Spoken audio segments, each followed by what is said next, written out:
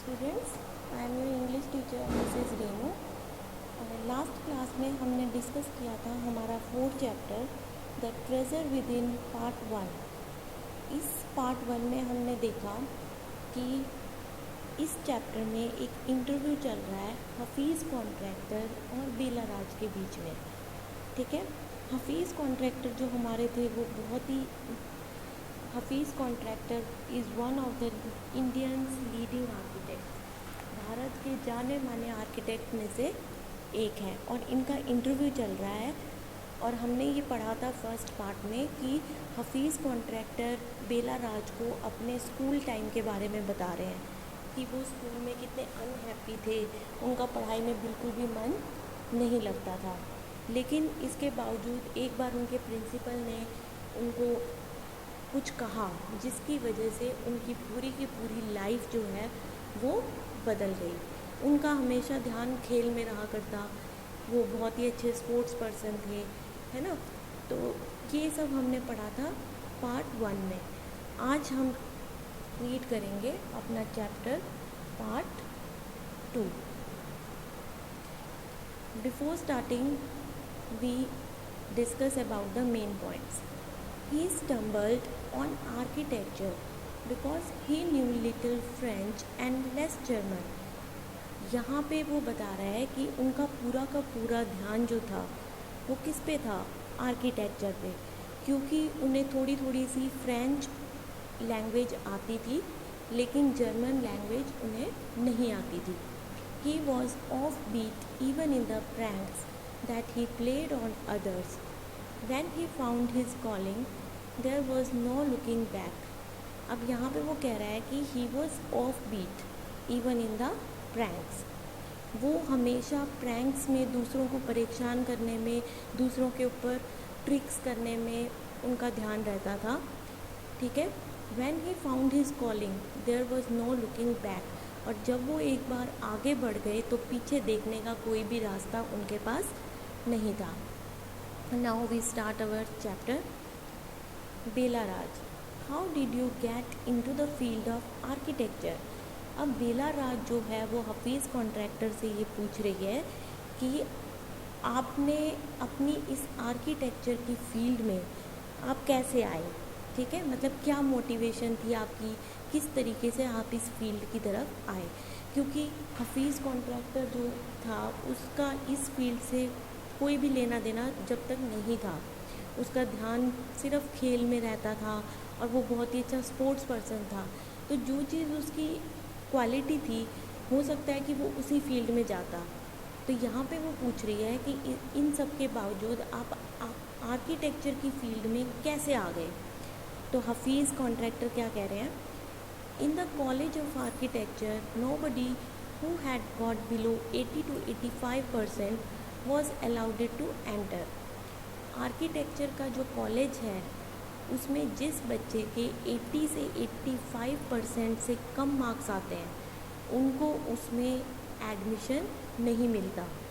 I had only 50%, मेरे भी सिर्फ कितने मार्क्स थे, 50%। I wanted to join the army, और वो कह रहा है कि मेरा मन था कि मैं आर्मी ज्वाइन करूँ। I got my admission letter but my aunt tore it up. वो कह रहा है कि मुझे आर्मी में अपना ज्वाइनिंग लेटर या एडमिशन लेटर मिल गया था, लेकिन मेरी जो आंट थी, मेरी जो आंटी थी, उसने मुझे मना कर दिया। Then I decided that I wanted to join the police force. उसके बाद वो कहता है कि उसने ये डिसाइड किया कि मैं अब पुलिस फोर्स में जाऊंगा या पुलिस फोर्स ज्वाइन करूंगा। My mother said don't join the police force, just do your graduation. अब उसका मन था कि वो पुलिस फोर्स ज्वाइन करे, लेकिन इस पर उसकी मम्मी ने क्या कहा, don't join the police force. Police force join करने के लिए उसकी मदर ने उसे मना कर दिया। ठीक है, सो I went to Jai Hind college in Bombay. उसकी मम्मी ने उससे कहा कि तुम सिर्फ अपनी ग्रेजुएशन पूरी करो। उसके बाद वो सो I went to Jai Hind college in Bombay, उसके बाद हफीज़ कॉन्ट्रैक्टर जय हिंद कॉलेज बॉम्बे में चले गए और वहाँ पे अपनी स्टडीज़ उन्होंने कंटिन्यू की। There I was to either take French और जर्मन। अब वहाँ पे उनको दो ऑप्शन मिले कि या तो उन्हें फ्रेंच लेनी है या फिर उन्हें जर्मन लेनी है। दो I had studied French for 7 years, ऊपर हमने पढ़ा था कि उन्हें फ्रेंच लैंग्वेज तो आती थी लेकिन जर्मन लैंग्वेज उन्हें बिल्कुल भी नहीं आती थी। तो उन्होंने सोचा कि उन्होंने 7 ईयर्स तक अपनी फ्रेंच लैंग्वेज पढ़ी है ना। I did not know 7 words of French, और इसीलिए उसने ये कहा कि 7 ईयर्स तक उसने अपनी फ्रेंच लैंग्वेज पढ़ी है और उसके बाद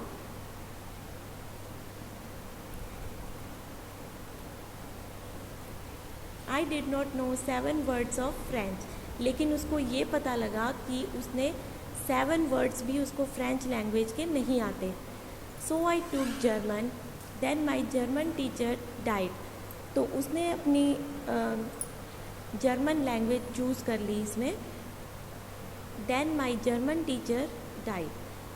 अब उसने सोचा कि उसने जर्मन लैंग्वेज चूज़ कर ली, लेकिन जब उसने आगे कंटिन्यू किया तो उनके जो जर्मन टीचर थे वो मर गए थे। तो the college told me that I could change the college. तो इसलिए कॉलेज ने उनको कहा कि या तो वो अपना कॉलेज चेंज कर ले या फिर वो फ्रेंच लैंग्वेज को चूज़ करें। अब उनके पास दो ऑप्शन फिर से आ गए कि या तो वो अपना कॉलेज बदल लें या फिर वो अपनी लैंग्वेज जर्मन से फ्रेंच चेंज कर लें। Now who would give me admission in another college. अब हमें पता है कि बीच में जो सेशन का बीच होता है उसमें कॉलेजेस में एडमिशन नहीं होते, सिर्फ स्टार्टिंग में होते हैं। तो इसलिए उसने देखा कि who would give me admission in another college. अब वो ये सोच रहा है कि मुझे दूसरे कॉलेज में एडमिशन कौन देगा। I had got admission to Jai Hind by influence, so I thought okay I will take French and I started learning French again. तो अब वो कह रहा है कि उसने दोबारा से जय हिंद कॉलेज में ही अपना एडमिशन कंटिन्यू रखा, लेकिन उसने अपनी लैंग्वेज चेंज करके फ्रेंच ले ली। अब उसने सोचा कि आई विल टेक फ्रेंच, वो फ्रेंच ले लेगा। And I started learning French again. I learned it from my cousin, she was an architects wife. और उसने वो अपनी जो फ्रेंच लैंग्वेज थी वो दोबारा पढ़ना स्टार्ट किया। और उसने वो लैंग्वेज कहाँ से सीखी? I learned it from my cousin. और उसने वो लैंग्वेज अपने कज़न से सीखी। She was an architects wife. और वो जो कज़न थी वो उसका हस्बैंड आर्किटेक्ट था, ठीक है। I was going to an architect office to learn French. और इसी तरीके से वो फ्रेंच पढ़ने के लिए धीरे धीरे एक आर्किटेक्ट के ऑफिस में जाने लगा, ठीक है। इससे वहाँ उसको मोटिवेशन मिली आर्किटेक्चर की फील्ड में आने के लिए। Now Bela Raj, was it then that you decided to wanted to do architecture. अब वो ये कह रहा है कि क्या तभी से आपने ये डिसाइड कर लिया कि आपको आर्किटेक्चर की फील्ड में जाना है, कि सिर्फ एक आर्किटेक्ट के ऑफिस में आप जा रहे हो तो आपने उसी समय ये डिसाइड कर लिया कि आपको भी आर्किटेक्चर की फील्ड में जाना है। Then Hafeez Contractor, actually it all happen quite by chance. अब वो कह रहा है कि नहीं, ये एक जो ये घटना घटी थी या ये सब जो हुआ था ये बिल्कुल बाय चांस हुआ था। In the architect office I saw somebody drawing a window detail. Architect के ऑफिस में उसने क्या देखा? I saw somebody drawing a window detail. अब वहाँ पे एक आदमी विंडो की डिटेल बना रहा था। विंडो का जो डिज़ाइन होता है उसकी जो डिटेल, कितनी लंबी कितनी चौड़ी, है ना। तो उसने आर्किटेक्ट के ऑफिस में एक आदमी को देखा जो कि विंडो की डिटेल बना रहा था। अ window detail is very advanced drawing. अब विंडो की जो डिटेल है वो बहुत ही ज़्यादा एडवांस ड्राइंग है। I told him that his drawing was wrong, और मैंने उसे ये बताया कि वो जो ड्राइंग ये बना रहा है वो बिल्कुल गलत है। That the window he had drawn would not open, वो ये कह रहा है, उसने बताया कि ये जो तुमने डिज़ाइन बनाया है विंडो का वो बिल्कुल गलत बनाया है। अगर तुम इस हिसाब से विंडो बनाओगे तो विंडो जो है वो ओपन नहीं होगी। He then had a bet with me and later he found that indeed his drawing was wrong. अब उसने इसी बात पे बैट लगा ली कि शर्त लगाओ कि मेरी ड्राइंग गलत है या सही है। मतलब उन दोनों के बीच में इस बात को लेकर आर्ग्यूमेंट हो गई और उन्होंने आपस में शर्त लगा ली। My cousin's husband was surprise, he asked me to draw a few specific things. अब उसने क्या देखा,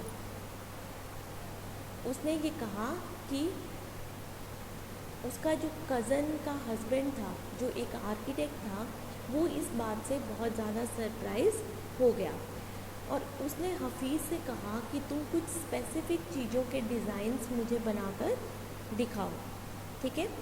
विच आई इमीडिएटली डिड, और उसने क्या किया, इमीडिएटली मतलब जल्दी से, ऑन द स्पॉट उसने वो डिज़ाइंस बना दिए। He asked me to design a house and I designed a house. उसने उसको एक हाउस डिज़ाइन करने के लिए दिया, मतलब हाउस का स्ट्रक्चर उसका डिज़ाइन बनाने के लिए कहा और on the spot Hafeez Contractor ने वो डिज़ाइन बना दिया। After that he told me to drop everything and join architecture, और उसके बाद उसने क्या किया, he told me to drop everything. उसने कहा कि अब तुम अपनी सारी चीज़ें छोड़कर क्या ज्वाइन करो, आर्किटेक्चर। तो उसकी जो कज़न के हस्बैंड थे जो एक आर्किटेक्चर थे, उन्होंने उससे कहा कि तुम सारी चीज़ें छोड़कर अपनी आर्किटेक्चर की फील्ड में आ जाओ। We went to meet the principal of the college.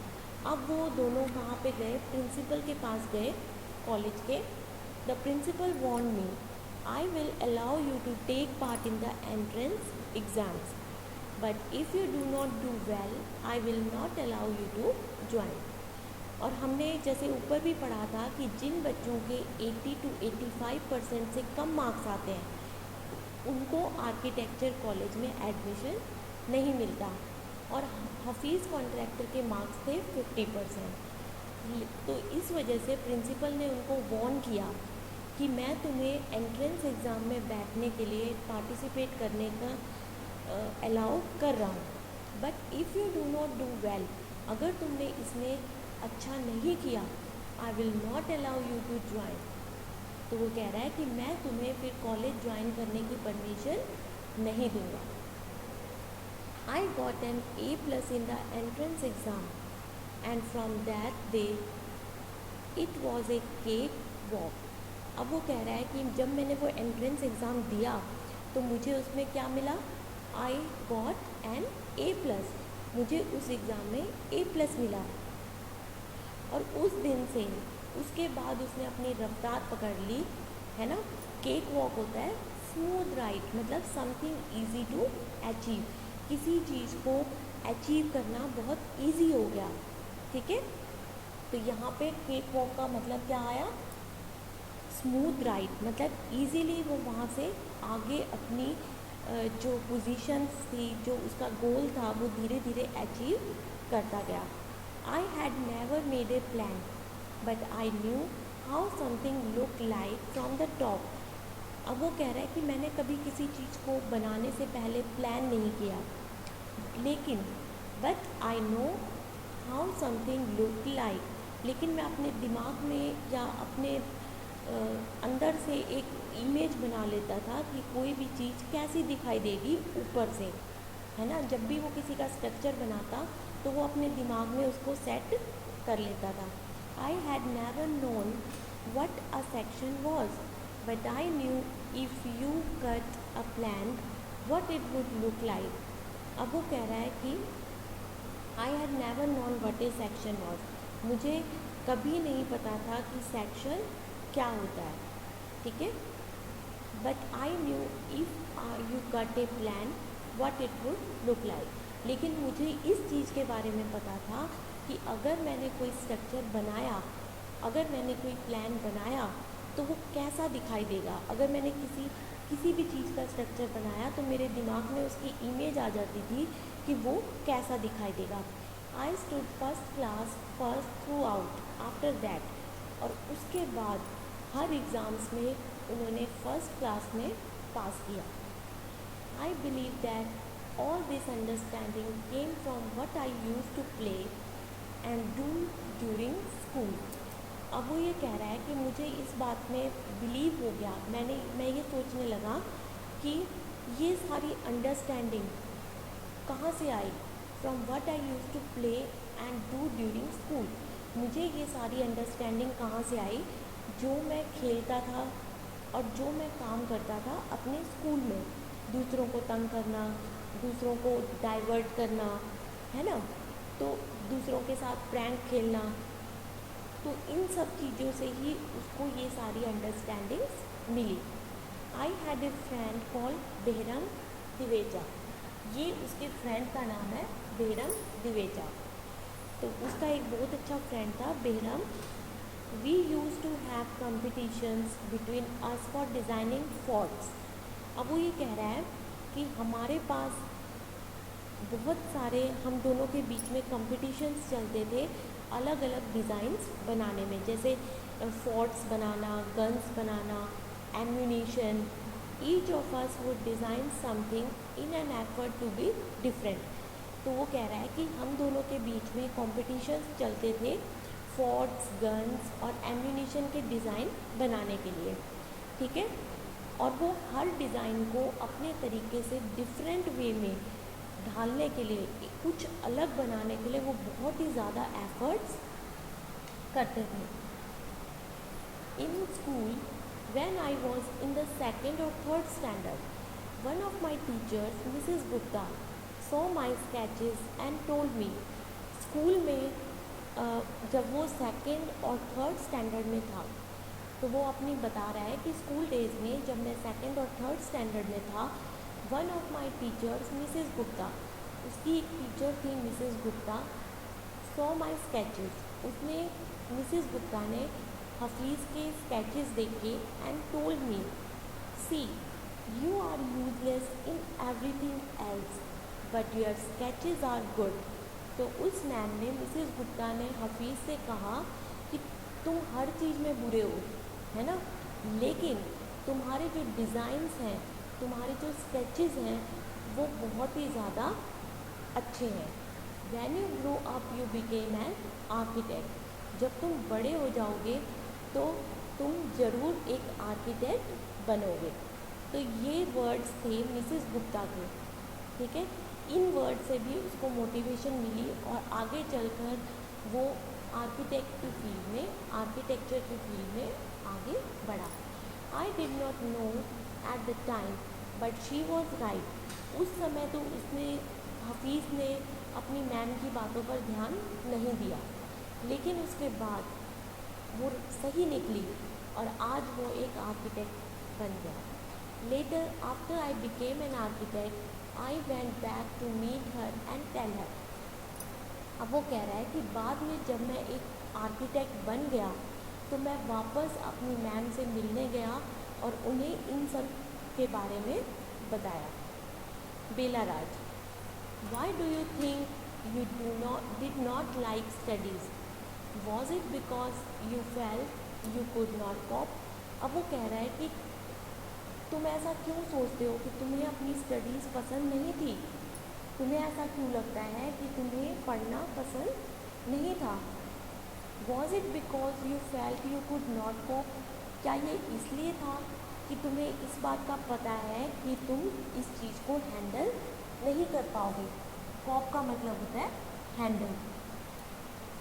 Corp means to handle.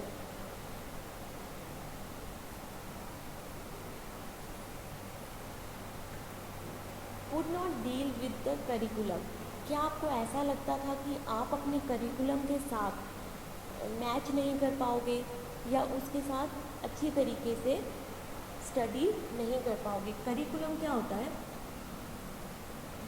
Curriculum होता है हमारे स्कूल की स्टडीज़ का जो पैटर्न है, ठीक है।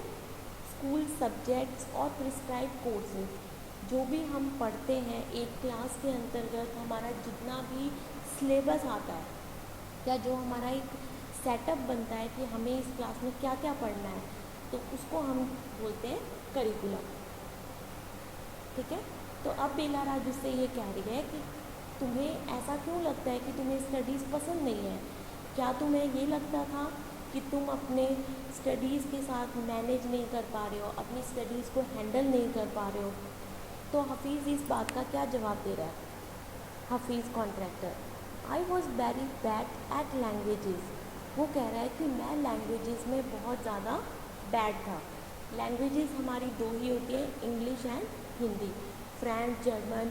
यहाँ पे उसने लैंग्वेजेस कौन कौन सी पढ़ी थी? थोड़े कुछ टाइम तक फ्रेंच भी पढ़ी थी और जर्मन। तो वो कह रहा है कि मैं अपनी स्टडीज़ में बहुत ज़्यादा बुरा था। Science and geography I could deal with, maths was very bad. Science और ज्योग्राफी जो थी वो थोड़ा बहुत मैनेज कर लेता था, लेकिन मैथ्स उसका जो था वो बहुत ही ज़्यादा बैड था। I just was not interested, maths में मैं बिल्कुल भी इंटरेस्टेड नहीं था। I was studying for the sake of studying, maths वो सिर्फ इसलिए पढ़ता था क्योंकि उसे पढ़ना है, उसके कोर्स में है, सिर्फ ये सोचकर पढ़ता था कि मुझे मार्क्स लेने हैं, पढ़ना है, क्योंकि वो उसके कोर्स में इंक्लूड था, बट उसका पर्सनली मैथ्स में कोई भी इंटरेस्ट नहीं था। What they told me today I would forget after 2 days। अब वो कह रहा है कि इन सारी स्टडीज़ ने मुझे क्या सिखाया, क्या सिखाया? आज की लाइफ में जीना, आगे का अपना काम करना, ये इन सब में हमारी स्टडीज़ ही हमारे काम आती है। I would not bother because there was no application of mind there. अब वो ये कह रहा है कि मुझे कोई भी परेशानी नहीं आई, मैं किसी चीज़ के लिए परेशान नहीं हूँ, क्योंकि मेरी जो स्टडी है वो यहाँ पे मेरे साथ है। ठीक है, और उसकी कोई भी एप्लीकेशन मेरे दिमाग में नहीं है। Bela Raj, did you think that what they taught in school was boring, or did you feel that once you understand the concept of what was being taught, you lost interest in the rest of the lesson? अब बेला राज उससे पूछ रही है कि क्या तुम्हें ऐसा लगता था कि जो भी चीज़ स्कूल में पढ़ाई जाती है, what they taught in school was boring, जो भी चीज़ तुम्हें स्कूल में पढ़ाई जाती थी, क्या वो तुम्हें ऐसी लगती थी कि वो सारी चीज़ें बोरिंग हैं? और did you feel that once you understand the concept, क्या तुम्हें ऐसा लगता था कि अगर एक बार तुमने वो कॉन्सेप्ट समझ लिया, ठीक है, तो बाकी सारा लेसन जो है वो वेस्ट है? You lost interest in the rest of the lesson, मतलब एक बार तुम्हें कॉन्सेप्ट समझ में आ गया तो तुम्हारा जो इंटरेस्ट है वो उस लेसन से हट जाता था। तो अब वो उससे इन सब चीज़ों के बारे में पूछ रही है। Hafeez, living in A boarding school is difficult. Hafeez उससे कह रहा है कि एक बोर्डिंग स्कूल में रहना बहुत ही ज़्यादा डिफ़िकल्ट टास्क है। We were just living from day to day. वो कह रहा है कि बोर्डिंग स्कूल में रहना, वहाँ पे मैनेज करना बहुत ही ज़्यादा मुश्किल है। We were just living from day to day, मतलब एक एक दिन वो गिन गिन कर जीते थे वहाँ पर। ठीक है। Nowadays there was so many test, back then whenever we had test we use to just copy. अब जो आज के टाइम में एग्ज़ाम्स होते हैं तो हमें बहुत सारे टेस्ट होते हैं, कभी क्लास टेस्ट हो रहा है, कभी PT1, कभी ये टेस्ट, कभी वो टेस्ट। तो आज के समय में बहुत सारे टेस्ट होते हैं, ठीक है, लेकिन पीछे के टाइम में, पहले के टाइम में जो था, उनके 1-2 एग्ज़ाम्स होते थे और उन एग्ज़ाम्स में वो क्या करते थे, we used to just copy. ठीक है, वो उसमें कॉपी करके पास हो जाते थे। The teacher thought that we had done our work. अब टीचर को ये लगता था कि हमने अपना काम कर लिया, मतलब टेस्ट ले लिया, बच्चों ने कॉपी करके वो टेस्ट दिया, लेकिन टीचर का काम ख़त्म। बेला राज, There is a contention that giftedness and learning disabilities go hand in hand. अब यहाँ पे वो क्या कह रही है कि there is a contention that giftedness, मतलब हमारे पास एक कंटेंट है कि जो गिफ्टेड पर्सन होते हैं, जिनके पास स्पेशल एबिलिटीज़ होती हैं, जैसे हमारे जो गिफ्टेड चाइल्ड कौन से होते हैं, जिनमें कोई ना कोई कमी होती है, कोई सुन नहीं सकता, कोई बोल नहीं सकता, किसी को चलने में प्रॉब्लम होती है, तो ये सारी डिसेबिलिटीज़ होती हैं। लेकिन जहाँ भगवान एक तरफ उनमें डिसेबिलिटीज़ डालता है तो उनके साथ एक गिफ्टेडनेस भी वहाँ पर होती है, ठीक है, वहाँ पर भी गिफ्टेडनेस आ जाती है, ठीक है। And learning disabilities go hand in hand, do you think this applies to you. अब वो कह रहा है कि तुम्हारे साथ भी लर्निंग डिसेबिलिटी थी, पढ़ने में मन नहीं लगता था, तो क्या ये सब चीज़ें भी तुम्हारे साथ भी अप्लाई होती हैं। Hafeez Contractor, well take some students from my class, those who always stood first और second are today doing very ordinary jobs. अब वो कह रहा है कि well take some students from my class. अब वो कह रहा है कि मेरी क्लास के ही कुछ स्टूडेंट्स का एग्जाम्पल ले लो। Those who always stood first और second are today doing very ordinary jobs. जो बच्चे मेरे टाइम में क्लास में फर्स्ट और सेकेंड आते थे, वो अब क्या है, आज वो एक ऑर्डिनरी जॉब कर रहे हैं, ठीक है। बेला राज, I have come across this situation in so many different places where people tell me that their class toppers are doing very ordinarily today. तो बेला राज कह रही है कि मैंने ये जो सिचुएशन है वो बहुत सारे अलग अलग प्लेसेस पर भी सुनी है, जहाँ पर लोगों ने उसे बताया कि उनके जो क्लास के टॉपर्स थे वो आज ऑर्डिनरी जॉब्स में हैं, मतलब वो किसी भी अच्छी पोस्ट पे नहीं है, बल्कि छोटी छोटी ऑर्डिनरी जॉब्स पे हैं। Hafeez Contractor, in school I think living our lives there made us street smart. अब वो ये कह रहा है कि स्कूल टाइमिंग में I think living our lives there made us street smart. जब हम स्कूल लाइफ में होते हैं, स्कूल में रहते हैं, तो हमें बहुत सारी चीज़ें सीखने के लिए मिलती हैं। और यहाँ पे स्ट्रीट स्मार्ट का मतलब है स्मार्ट बाय डूइंग थिंग्स, मतलब अपने काम को सेपरेटली और इंडिपेंडेंटली कैसे करते हैं वो हमें कहाँ से सीखने को मिलता है, स्कूल्स में। Smart by doing things independently, ठीक है। तो स्कूल टाइमिंग में बच्चे स्मार्ट हो जाते हैं कि वो अपना काम कैसे करेंगे। I have learned more by doing what I did on my own then। और मैंने ज़्यादा से ज़्यादा चीज़ें वहीं से सीखी जहाँ पर मैं अपना काम खुद करता था। स्कूल टाइमिंग में जो मैंने काम किए हैं वहाँ से ही मैंने अपने जीवन की कई सारी चीज़ें सीखी। What academics would have taught me, ठीक है। तो यहाँ पे कह रहा है कि जो भी एकेडमिक्स ने मुझे सिखाया, जो मैंने स्कूल्स में पढ़ा, वही अब मुझे इसमें काम आ रहा है। Bela Raj, that is because the personality and skills were there. Bela Raj कह रही है कि ये सब सिर्फ इसलिए है कि उस समय आपकी जो पर्सनैलिटी थी और आपके अंदर वो स्किल्स भी मौजूद थे, मतलब ये सारे जो स्किल्स थे उसमें वो बचपन से ही थे, जिसको उसने आगे एक मोटिवेशन देके उसकी फील्ड में आगे यूज़ किया। You were able to find expression in a manner you were comfortable with and you defied every rule so that nobody would stop you from doing what you needed to do. अब वो ये कह रही है कि you were able to find expressions, तुम्हें अपने उस समय में तुम्हारे पास अपने एक्सप्रेशंस थे जिनसे तुम अपने ही मैनर में काम करने के लिए बहुत कंफर्टेबल थे। मतलब उस टाइम कोई रोक टोक नहीं थी, अपने काम खुद किया करते, और हमारे अंदर काम करने का एक मोटिवेशन भी होता था।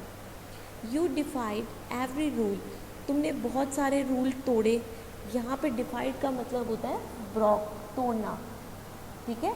तो वो कह रही है कि तुमने अपने स्कूल टाइमिंग में बहुत सारे रूल्स जो थे उनको तोड़ा। Every rule so that nobody would stop you from doing, तुमने अपने रूल्स तोड़े और कोई भी तुम्हें रोक नहीं पाया।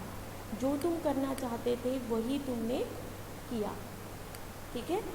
नीडेड यानी ज़रूरत, जिस चीज़ की तुम्हें ज़रूरत थी, जिस काम की तुम्हें ज़रूरत थी, तुमने वो काम किया।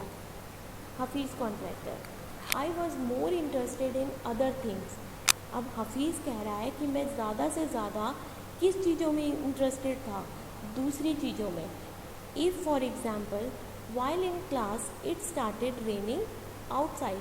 अब वो कह रहा है कि एक एग्ज़ाम्पल लेते हैं, जब भी बारिश हो रही होती थी बाहर और हम जो है हम क्लास में होते थे, तो वो क्या सोचता था, I would think of the flowing water.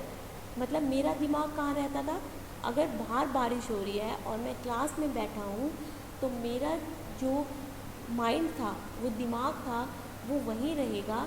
और वो क्या सोच रहा है, बाहर जो पानी बह रहा है उसके बारे में सोच रहा है। And how to build a dam to block it, और उसके दिमाग में ये चलता रहता था कि ये जो पानी बह रहा है उसको कैसे रोका जाए, उस पर डैम कैसे बनाया जाए। डैम आप सबको पता है, बांध जो कि रिवर्स पे बनाए जाते हैं, ठीक है। I would be thinking about the flow of water within the dam and how much of water the dam would be able to hold.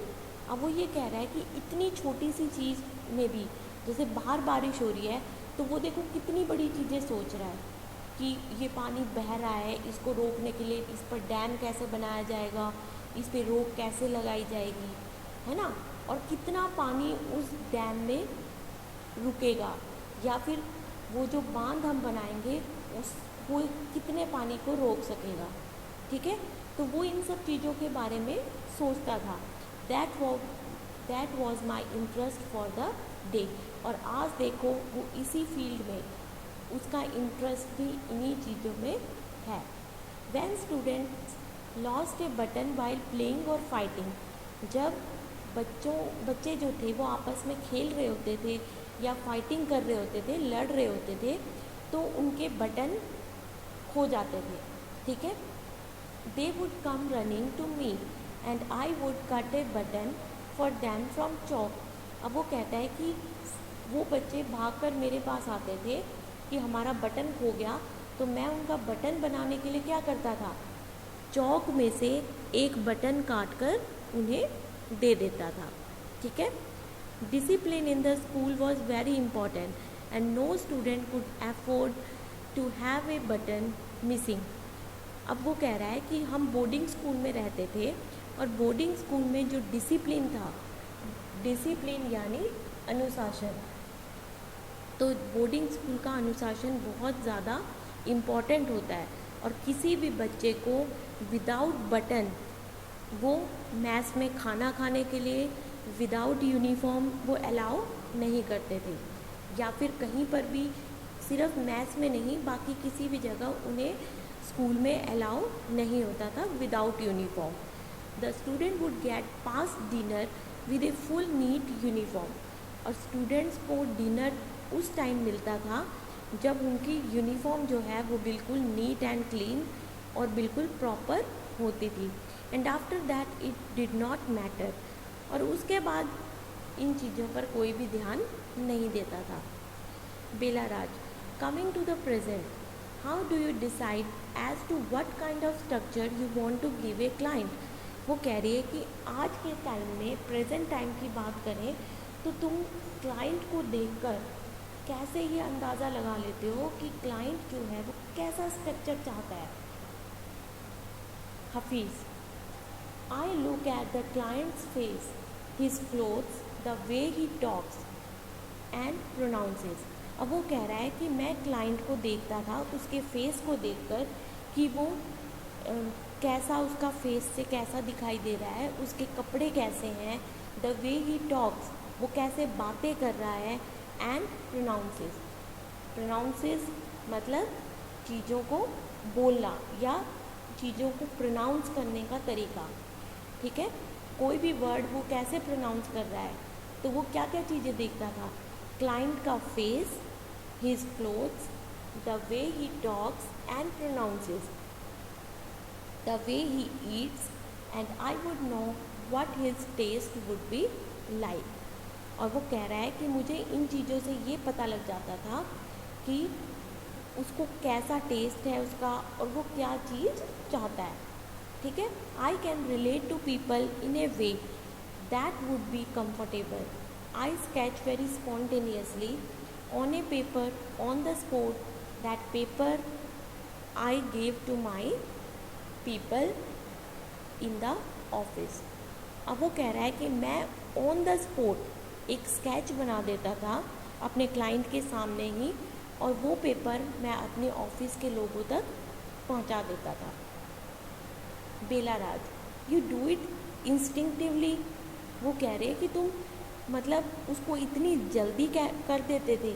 Instinctively मतलब नेचुरली, मतलब अंदर से तुम्हारे नेचुरली तुम इन चीज़ों को ऑन द स्पॉट बना देते थे, ठीक है। Hafeez, call it instinct, call it arithmetic, whatever, now it comes to me like mathematics. अब वो कह रहा है कि चाहे तुम उसे इंस्टिंक्ट कह लो कि मतलब मैं एकदम से वो डिज़ाइन बना देता था, चाहे आप उसे अर्थमेटिक कह लो कि मैं अपने दिमाग में कैलकुलेशन करके बनाता था, वट एवर, कुछ भी तुम उसे मानो।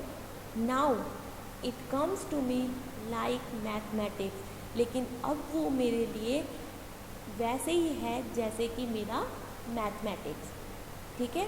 क्योंकि उसको मैथ्स से पहले बहुत डर लगता था, तो लास्ट में on the spot he loves mathematics. और वो अपने काम के प्रति भी मैथमेटिक्स को कैसे डिफाइन कर रहा है, putting design, construction, psychology and sociology together and making a sketch from all that is mathematics.